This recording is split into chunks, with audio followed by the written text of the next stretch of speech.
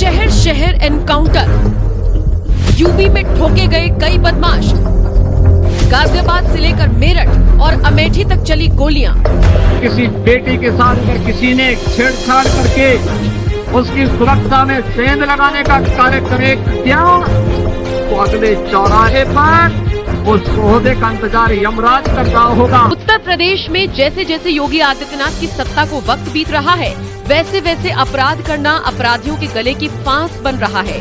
डंके की चोट पर अगले चौराहे पर यमराज मिलने का दम भरने वाले योगी जमीनी स्तर पर यमराज से अपराधियों की मुलाकात करवा भी रहे हैं।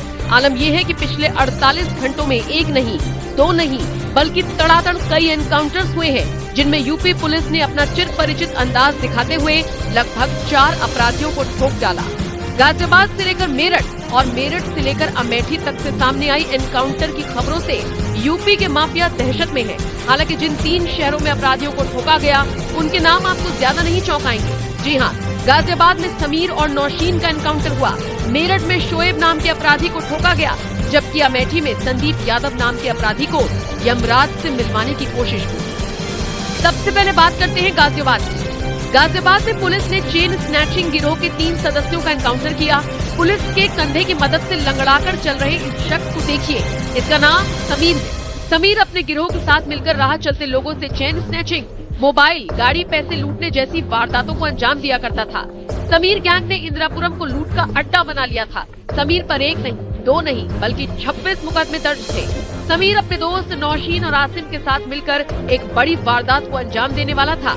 उसी वक्त उसे पकड़ लिया गया। हालांकि पुलिस को बरगलाकर वो अपने साथ छुपाए हुए मोबाइल लेने के मकसद से सुनसान जगह गया और वहां जाकर हथियार निकाल लिए, जिसके बाद उसका एनकाउंटर करना पड़ा।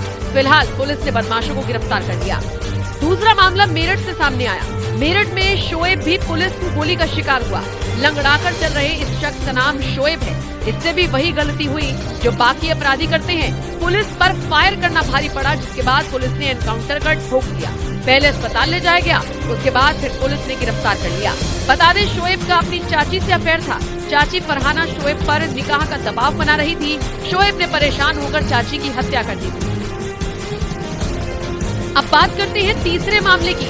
एनकाउंटर का तीसरा मामला अमेठी से सामने आया है। अमेठी में संदीप यादव का एनकाउंटर हुआ है। ये वो संदीप है जिसने पोस्टमार्टम सुशील कुमार सिंह के घर पर फायरिंग की थी।